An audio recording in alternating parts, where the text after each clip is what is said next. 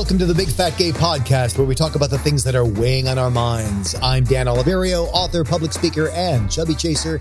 And today I am a snuggly fall weather, almost winter boy. It's cool and crisp here in Los Angeles, which is such a lovely change. And I'm sort of in a hot cocoa mood. I'm Trevor Keyson. I'm a super chub, and I'm also a, cozy fall crisp boy. I've got my slippers. I actually had a moment the other day where I went outside and it was windy. Yeah. And there were leaves blowing and I'm like, it's crisp. We get fall weather, but I feel like it's never crisp here. And the Santa Anas are coming back in a week or days. Which will make no sense to anyone who's not from LA. I suppose that's true. Hi, my name is Michael Willer. I'm a chubby chaser, and today I'm a sleepy Sunday boy. I woke up late this morning.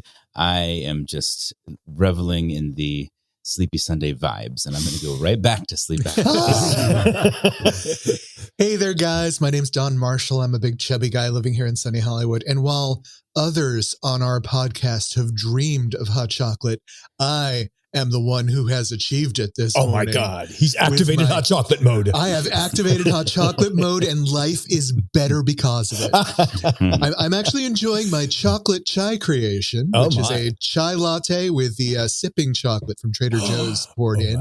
And it is wonderful. So it's a hot chocolate. I was trying to figure out if I should call it a chokai or I think I like mine sounds better. filthy. Like there's just it sounds like an alien aberration. Like, oh my God, the Chokai are upon us. They're attacking. So welcome back to the podcast, guys. A lot of us have had a bit of a stressful week. Oh my. So I think we are going to take the opportunity this week to not discuss the elephant in the room that we have survived in this past week. Yeah. And we will continue to survive for the next 4 years. And we will help you get through that as best we can. And we hope that you will help us get through it too. That's right. Today is a good vibes episode. Yeah. That's right. Yeah. As always, we have housekeeping. It's cozy housekeeping. Yeah. You're playing Super Nintendo. Your mom is vacuuming. And you just got to lift your little feet that are in feety pajamas up. Just a note, Twitter is dead. Long live Blue Sky. Our Twitter account has been kind of in zombie mode where I just have been having all of our episode updates go out, but I haven't been logging in. And there were some changes to Twitter's terms of service with AI stuff, and there was kind of a mass exodus, which includes us. So you can follow us if you're on Blue Sky at bigfatgaypod.bsky. If you just search Big Fat Gay Pod, will come up. It's BSKY. Also, thank you to our patrons on Patreon for continuing to support the show. We love you very much. We're going to be putting all kinds of yummy content, especially I think going into the holidays. We'll have some especially good behind the scenes videos if we bring back our tradition of doing our taste tests of the different different candy jelly bean flavors. Which Dan I can't wait. opts out of. He very intentionally skips those particular behind the scenes. I'll be doing a cognac tasting on the B side. Someone's got to hold the camera. It's really important. It really is my job there. Yeah. Yeah, he's quite good at it. Thank you also to Big Fig and Bearskin for being wonderful, long-standing affiliates of the show. You can save 15% off your purchases at Bearskin if you use the code BigFatGayPod. And if you use the link on our website to get to Big Fig, you can buy a mattress at a discount and we get a kickback. Everybody wins. Okay. Are we ready? I'm ready. We are ready. Let's do it. Let's get into Penguins with jazz hands any second. surprise. Oh, It's actually a mailbag. You didn't see that coming, did you? This is fun because it's a YouTube comment, which when I saw in our email, it's like, there's a YouTube comment on your episode 200. I'm like, oh God. Like, what? And it was actually very sweet and fun. Yeah, we didn't get slimed. Hooray. So it's short and sweet, but we wanted to share it anyway. It's from @sadgoldfishlegs927. So thank you. What a great name. Thank you. Hopefully your legs are happy soon. My first episode, and I love it so much! ! Exclamation point! Exclamation point! Exclamation point! Exclamation point! Exclamation point! Yay! Well, we love you. Yeah. And I literally just did the little heart react on YouTube in honor of this moment. Some of our listeners can be so hard to read. Cryptic. It's the only way to describe them. I just love that someone is starting with episode 200 and I loved it. Yeah. Yay. I mean, there's some good stuff. And frankly, we didn't have to do much for that. We just sat back and listened. Yeah. We let other people do the work. Yeah. Yeah. I don't know. I think there's good jumping in points. And I think, 200 is one of them. It's like jumping in and like New Who with Matt Smith, like the first Matt Smith episode. Doctor Who again. Doctor Who. Oh, thank you. New Who. Doctor Who. That shining blank stare coming out of Dan. Pop what? Pop culture? Culture. Culture. But yeah, I guess speaking of culture, let's just slide right in to our penguin dance.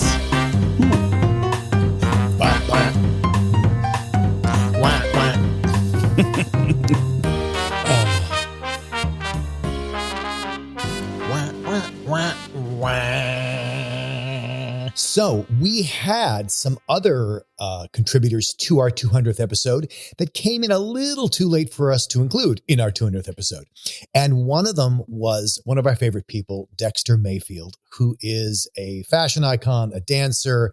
I did an episode with Dexter way back in episode 5, but he's also come up many times because he just keeps breaking ceilings of what is possible for fat people and fat dancers. We mentioned him in episode 106, 110, 120, and I think 160. And he sent us a wonderful little encapsulation of what's been going on for him in the years since we first interviewed him. Hello, everyone at the Big Fat Gay Podcast. I just want to say a wonderful congratulations to everyone for all of your hard work for the journey thus far. And I think for me, the main thing that I've learned about fat acceptance is that we have come a long way, but we have so much further to go with the wonderful things such as medical miracle, quote unquote, weight loss drugs. I think that we definitely have seen a bit of a step back when it comes to fat acceptance, but I think that we are up for the task to still put our foot down and advocate for ourselves that no matter what body you exist in, you are still a human being and you still deserve to be treated as such. So I think we still have a lot of work to do, but I think the future is very promising and I can't wait to see where the fat acceptance movement takes us next. Love you guys. Mwah. We love you too, Dexter. Yay. Thank you. Such a nice voicemail. It was super sweet. And he is a real inspiration when you look at the body of work that he's got. Like, oh my God. It's stunning. It's interesting. We actually have a fair cross-section of people we've interviewed that are inspirational people. And it must be exhausting to be inspirational all the time. It really must be. Just, my God, how tiring would that be to have to be a role model 24/7? Thank you, Dexter. That was awesome. Yes, thank you. And I'm excited to see what we do next too. We had another listener named Norm who wrote in sharing about their gay bear romance novel that they're working on. So let's take a listen. Hey guys, wow, 200 episodes of the Big Fat Gay Podcast. I love the work you guys do to help us better understand the world that we're living in as big, chunky, lovable people. So yeah, congrats. I'm Norman DeBear, author of Can We Bear to Love Across the Pacific, a new gay romance. This is the first book in a 3-part trilogy that follows the epic journey of Jacob, a beefy Canadian bear, and Ivan, a handsome, muscular Filipino chaser. I wanted to tell a love story, but more importantly, I wanted to tell our story. This isn't just a big bear romance. It's a celebration of our lives as big, chunky, beautiful people. Through this book, I explore the real impact of fat phobia on our lives. At one point in the story, Jacob goes to the doctor about a lingering cough, but instead of focusing on his breathing, the doctor zeroes in and lectures him about his weight. Sound familiar? Stories like these aren't just fiction, they're lived experiences. Sharing them allows us to feel less alone. and gives those outside of our community a window into our world. The modern dating world can feel exhausting. We swipe, we message, and sometimes we wonder if we'll ever find someone who truly sees us, who gets us. And that's what makes Jacob and Yvonne's love story so powerful. I invite you to come along and join their journey. Thanks, guys, and congrats on 200. Thank you, Norm, and congratulations on the first novel in your trilogy. This is something that calls back to what I said last episode, which is we wanted to start sharing more art and creations from people in our community. And we really love and appreciate the opportunity to be able to do so. Yes, thank you so much, Norm. Well, with that said, there's only one being who can carry us from here into the main topic, stopping off halfway through. Thought Watch 2024. The lag is real, people. I was vamping for the Eagle. The Eagle was late. Slept a little late today. Had a few mimosas at brunch, you know.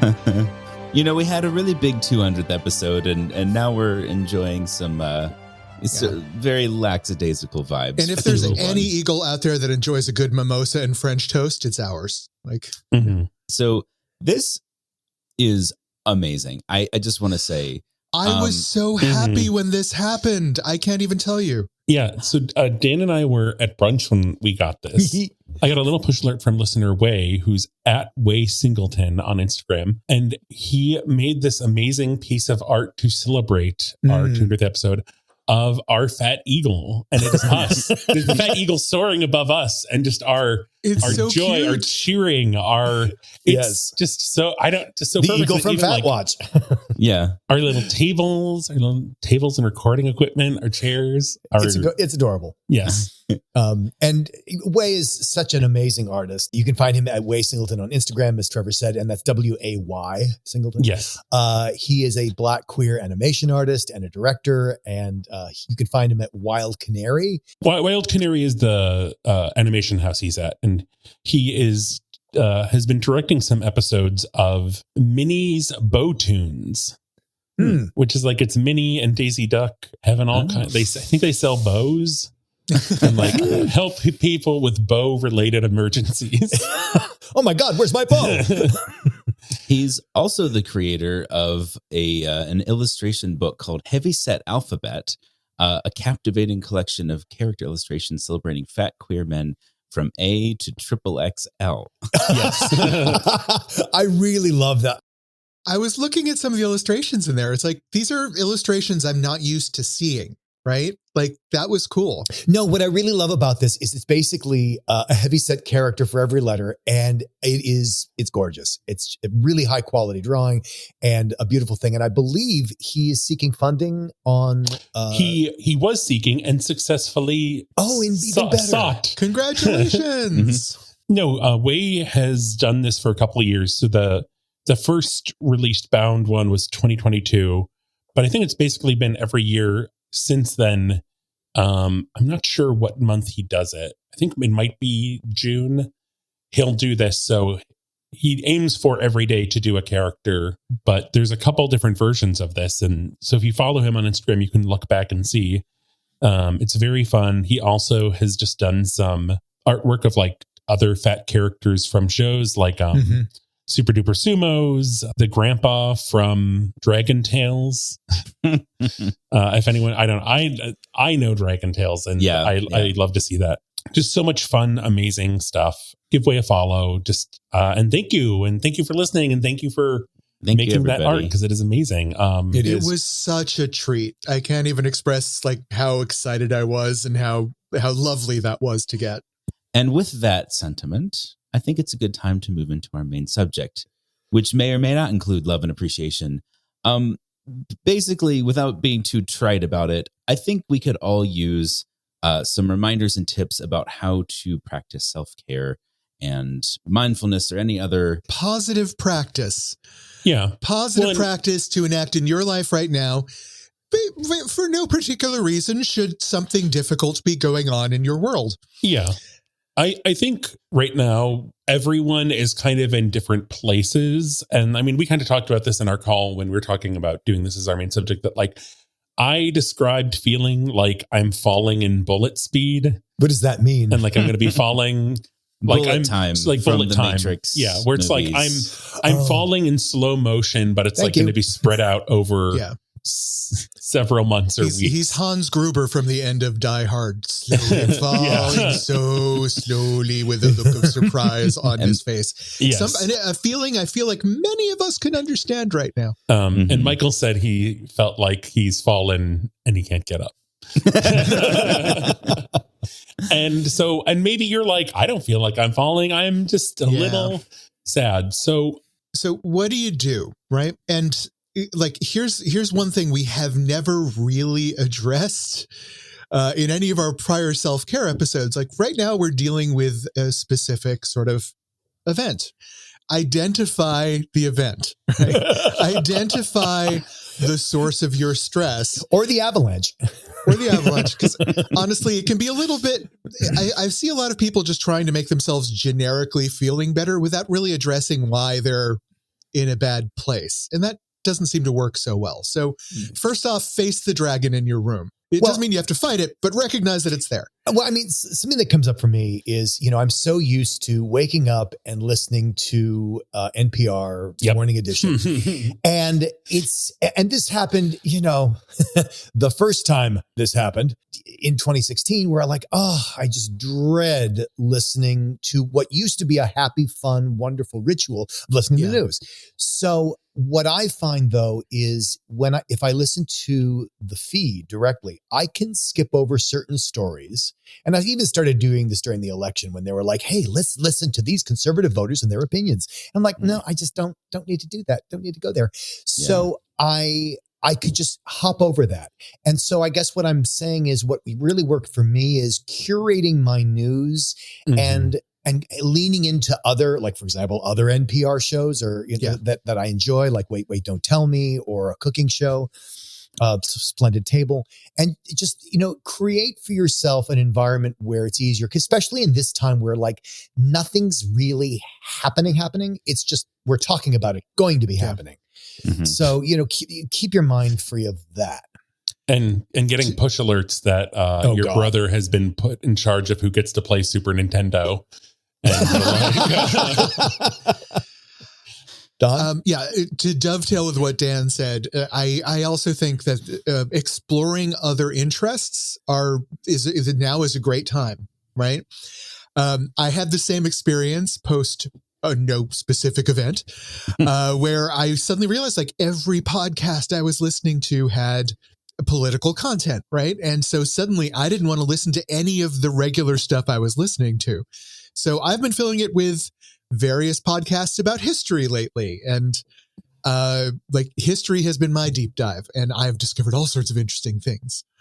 But other interests, something to break up your patterns, can be something that may help you get out of a funk when the funk is sort of set into your pattern, right? Yeah. I do a similar thing. In fact, I've been doing this for a while now because I get very easily overwhelmed by news about frustrating people doing frustrating things since forever. And I used to hold myself accountable, like, no, I have to, I have to keep up. I have to read all this. I have to, be informed about all this. And it was making me miserable. It was just dragging me into the ground. And so I do my best to dip in and keep myself up to date, but mostly like those morning routines that Dan and Don were talking about, like I have, my creators my content creators that I like to follow, and I'll just sort of play their thing while I'm making breakfast and, find ways to keep my brain engaged with things I'm interested in, that don't necessarily have to drag me into a really, really bad mindset.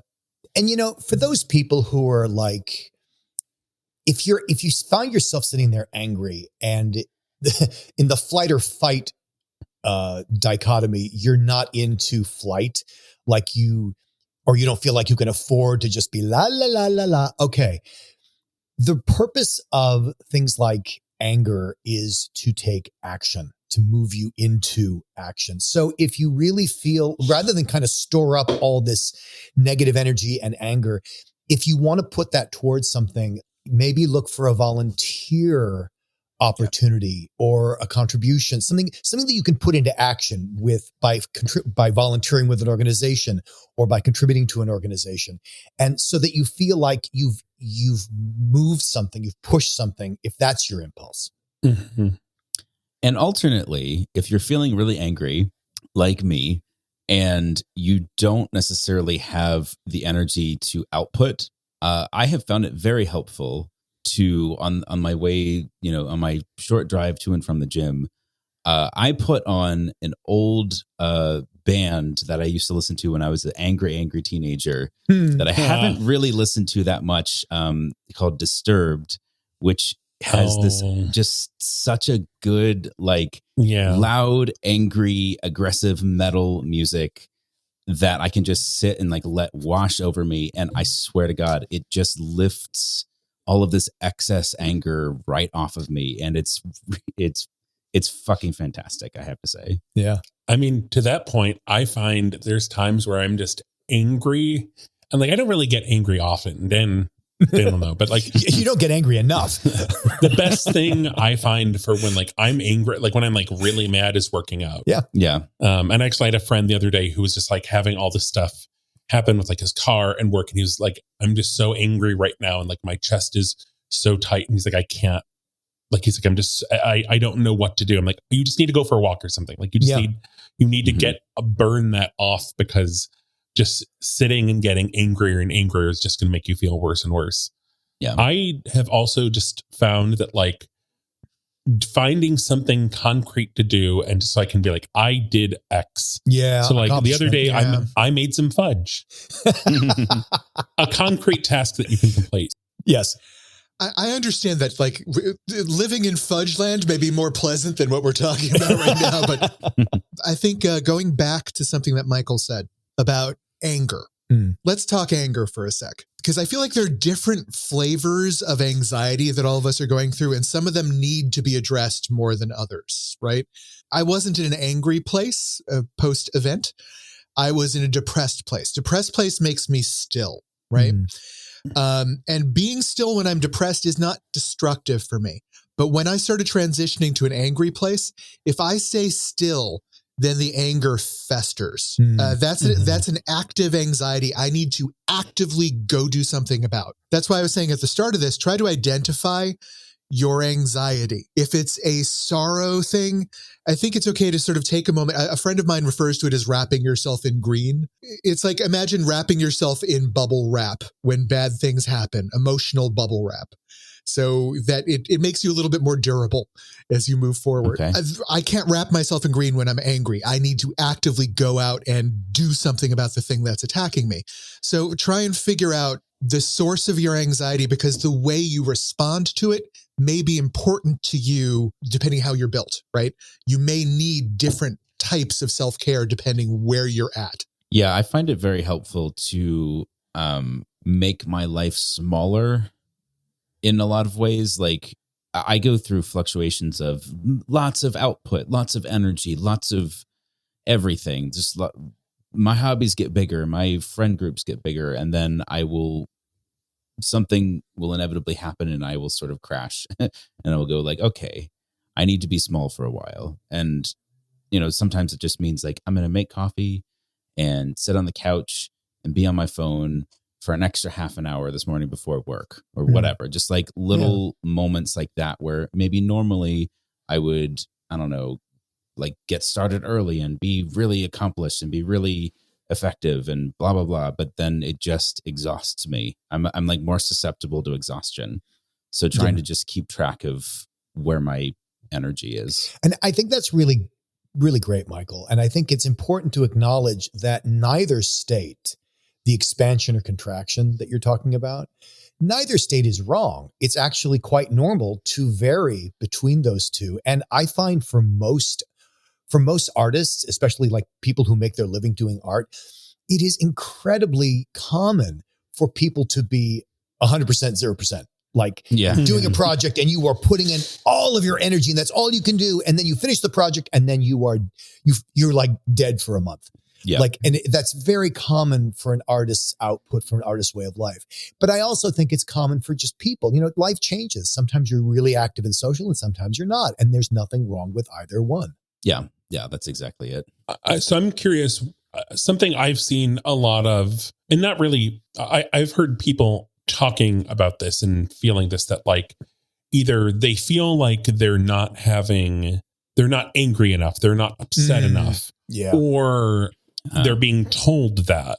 And I would be curious to what you would say to people who are on the receiving end of that. And they just feel like, I'm having the reaction I am, and I don't know what to say in response to people saying like, why aren't you more upset? My immediate gut response to that is, are these people who themselves are going to be at risk, or are these people who are kind of the allies on the sidelines who have decided to step off the field and just disengage, and they're not that invested emotionally? That would be my first assessment, because it would be very hard for me to accept that from that person. There is an impetus, especially when one is really angry about something and cataclysm is upon us, that you look around and like, why is no one upset that our house is on fire? Yeah. And like, why aren't you out there getting buckets? And why aren't you doing this? And why aren't you doing that? And I think a way to turn that, if you're on the receiving end, or maybe you do feel like, well, I guess I should be more upset. One of the things to do is ask the person who's confronting you, is asking, oh, so I get that you're so angry. What has that motivated you to do? Because again, the thing that comes out of anger that's useful is action. Yeah. It's fight or flight. So, one way is not in a challenging way, like, what are you doing about it? But more like, wow, okay, so what do you suggest we do? To turn it into a conversation about doing rather than being. Mm. So I think that dovetails into an issue that some of us may be dealing with that I don't know if there's any good advice for. We're sitting in a situation right now where we are grieving a difficult situation. And while we are grieving it, there are people in front of us celebrating that situation and telling us we're dumb for grieving it. How do you deal with that? Like that's a place I'm sticking on a bit. I fully dissociate and ignore it. What else can you do? Like, I mean, I think it really depends on, who it is to you. Are you invested in maintaining that relationship? Yep, it's exactly that. In 2016, initially, I was like, I want to build bridges and understand. And like, I did that for like a couple weeks and it was terrible and dumb and I do not recommend it. I think especially since then, I think someone who is telling you it's dumb to feel bad and celebrating when they know it's upsetting to you just is not, like I said, worth maintaining. And I know that it's complicated because sometimes it's like, it's your best friend from high school or grade school or whatever, or your family member or your spouse. But I would not, my first thought is like, if this is on social media, like unfollow or mute or block. I would say this. First of all, you have to, like Michael said, choose whether or not you're even going to engage. Like, are you going to have that conversation or not? And not is perfectly fine. If you're going to have that conversation and to have it not turn into oh, you're a monster for not being angry as I am, or oh, you're a monster for not understanding my grief. But in the case of a political conversation like that, it's not actually, you may think it's the person who did it to you, but it's not. It's a conflict of belief. And so something you can get into, if you even choose to have the conversation, is to demonstrate, instead of like, so-and-so won the election and that's why I'm upset. It's, here's what I'm afraid of. Like, make it really specific. I'm afraid of my marriage being ruled illegal because that is what got elected. So be very specific and be about what it is you fear, rather than make it the sort of, well, it's the end of the world, look who won. If you make it personal, like what is upsetting you specifically? What is in your world now that matters to you? I think that has a lot more leverage than just trying to convince someone that you're upset and they should be upset. So communicating the specifics of your concerns rather than broader pictures of your concerns. Exactly. I was not going to help anything. And I say, if you even choose to engage, which you may not, and that's perfectly fine. I think this could, if you're dealing with this, might be a time to revisit episode 195, The Pink Scourge of Grover Cleveland, where we talk about kind of creating alternate holiday plans and Friendsgivings and or an online gathering for, your virtual gang, your Discord gang, Discord Thanksgiving. Is there a way to make that like a Discord, like Friendsgiving, like Discord? Discord's giving sound what's like a lot of people are going to be experiencing. Well, and the word Discord in this case doesn't really match the tone of what you were going for. Use Discord to ensure harmony. Yeah, exactly. Yeah. But it's a great time to make alternate plans. I don't know. I would love to hear from listeners what they're doing. Also, I don't know. I would love more voice notes. I love hearing people's stuff in their own words. Yes. Yeah.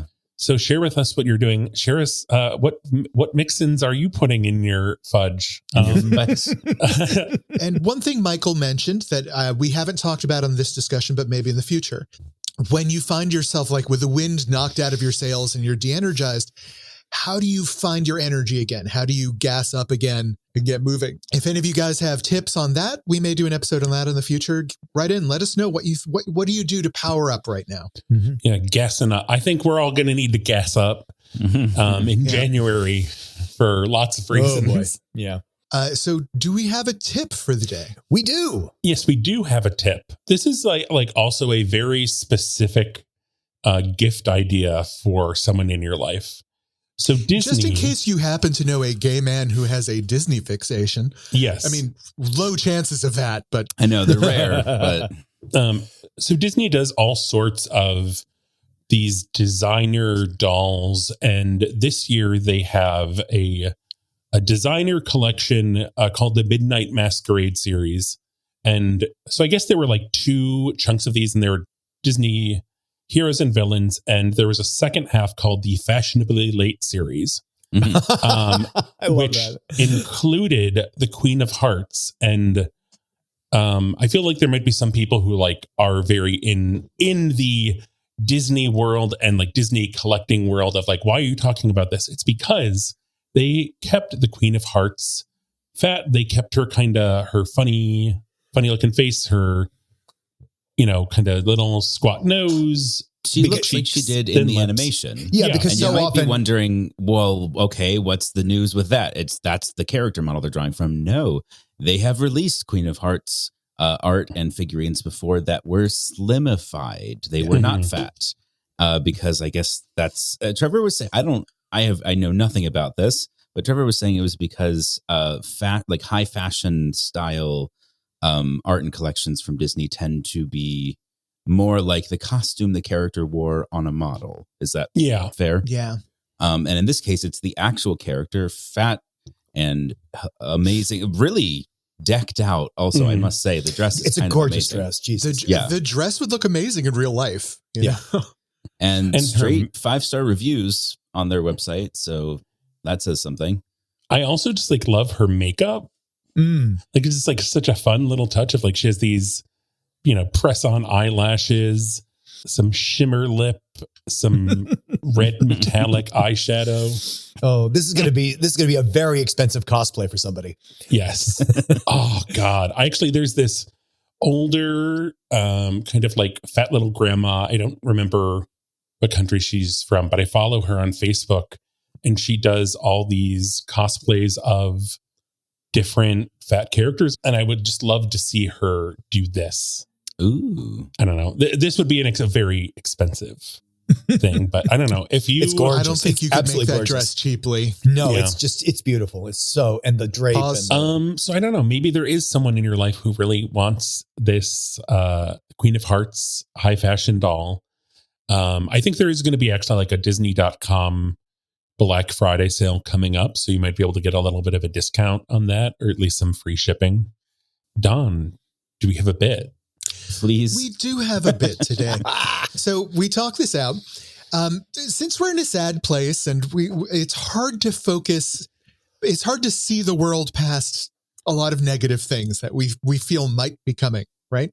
So what we were going to talk about today is each of us brought something that we think like long-term, not like next week, not a month from now, but like in the future is going to be something wonderful for us, something that we can be excited about, something that will make the world a better place. So each of us have brought a little something in to spotlight, something that we think will improve the world. I brought two. Ooh, Dan, why don't you start us off with one then? Okay. So this is sort of, this is the low end of my spectrum. This is the like, really? That's nice. Because it's like, well, you'll see. So in 2025, there is going to be a St. Patrick's Day, of course, and there will be many St. Patrick's Day parades. But this 2025 will be the first time that Staten Island is going to allow LGBTQ plus groups to march in their St. Patrick's parade under their own banner. And this has been a long time coming. Boston used to have this prohibition. They dropped it. New York City used to have this prohibition. Dublin used to have this prohibition. They dropped it. And finally, Staten Island has heard the news. If you're curious, the argument in the past had been, well, it's Irish pride. Irish means Catholic, and Catholic means no gays. Or there'd been things like, oh, we don't want the gays to overshadow our drunken green fest. So that prohibition has finally been dropped. And I mean, I'm sorry, as harumphy as it makes me, that's progress. Sure. Yeah. That's nice. Why is it, as someone from Massachusetts, I feel like I need to push back on Drunken Green Fest as the as the name of our state holiday? I'm sorry, that's your state holiday? Patrick's Day. Oh, absolutely. Have you ever been in Boston on St. Patrick's Day? Well, yes, but I mean, as an Italian, as someone who's the child of Italian immigrants, there are not just Irish people in Boston. On St. Patrick's Day, everyone's Irish. Yeah. You tell that to the people on Columbus Day. So I don't know. I was trying to find the image for this, but G.J. Kirkland, comic book artist who also was the co-creator of the Black Mage, which we talked about at some point. Awesome queer artist who does a lot of big boy art, has a queer big boy centric romance graphic novel coming out in 2027 called The Fine Line. And I don't know, I'm excited for that. I recently was thinking about it and I was like, oh, it must be coming out in 2025. And then I guess it was going to be the end of 2026, but it's been pushed to 2027. So we just got to hang on and then I can read it. Nice. Mine is a little drier than that, but also I think has a lot of promise. So what I kind of need is like all of the things that are important to me. I need access. I need, and that includes being able to go back to LA and to do podcasts and to see the three of you and my other friends and my sister and brother-in-law and all, like being able to do that is really important. And, I get something out of the drive. I do, but it is definitely like a 4 to 5 hour trek and it shortens my ability to do that regularly. However, the Brightline West high-speed rail project just broke ground and they are building a high-speed rail between LA, kind of almost LA. Kind of LA, yeah. Close enough to LA. It'll be extended to LA eventually. Yeah. And Las Vegas, where I live. So that is not going to be done for another about 4 years, maybe 3.5 years. However, it is, assuming I still live here, is going to be a really nice thing because then I can just get on the train. Having just taken a bunch of trains in Britain, it was really fun glorious, to sit back and enjoy a really comforting experience of the train rocking and the landscape going by. So yeah. So my second one, this is interesting. So I don't know if y'all know, but World Diabetes Day was on Thursday, November 14th. And one of the things that people always think about when people say diabetes, they go, "Oh, those fat people." Well, it's not only fat people. There are plenty of people with, childhood diabetes or type 1 diabetes who also need insulin. And so what I was listening to on, again, National Public Radio was a show called Here and Now from WBR in Boston. And they're having an interview with Eric Moyle, who has started a nonprofit organization called Project Insulin. And they're working to grant access to affordable insulin that would really take the price down. Biden did reduce the cost of insulin to like $35 a vial, but just for seniors. And who knows if that'll stay in place with what's coming. Yeah. But with Project Insulin, they're a nonprofit, so they're not trying to make money on this. They hope to sell insulin for as low as $20 a vial because they say, see, here's the deal with insulin. It never had a patent because the person who invented it never made a patent. Other formulations, the patents have run out, but there's still only 3 major pharmaceutical companies that sell it, and they just keep the price high to about, average, even with insurance, about $100 a vial. And 90% of that is made by only 3 manufacturers. And nobody else is getting into the game because it's like selling rubber bands. There's no proprietary interest. If you make a rubber band, someone else is going to make it cheaper, better, whatever. So there's no profit incentive to make insulin. So that's what they've done. And some places like California, Governor Newsom has started, hey, we could make insulin, in California as a state project and sell it to people who can't pay a lot. But Project Insulin is they claim they can make a vial for between $3 and $10 to produce it and sell it. It's going to be about $5 or $10 a vial for overhead. So they figure they can sell it for $20 a vial, which is a really, really great deal. And so it's that makes me very, very happy. And I love, of course, nonprofit healthcare is really the only ethical healthcare in my view. But yeah. That's fantastic. And that's great news. That was happening. So they are raising money. And if you are interested and want to know about it, it is just go to, I think it's projectinsulin.org. Cool. That's awesome. All right, Don, take us home. This one it's a little lengthy, but bear with me. There's a reason why I'm bringing this in. Okay. So in the past, in a couple of the bits, I have talked a little bit about the American chestnut tree. Okay. When white people got here, the American chestnut tree was everywhere, right?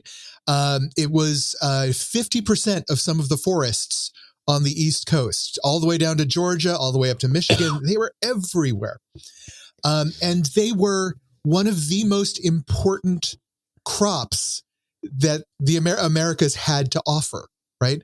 The reason why there were so many was because Native American tribes had recognized the value of these trees and had basically cultivated the conditions for them to grow through the forests across the country due to the value of these trees.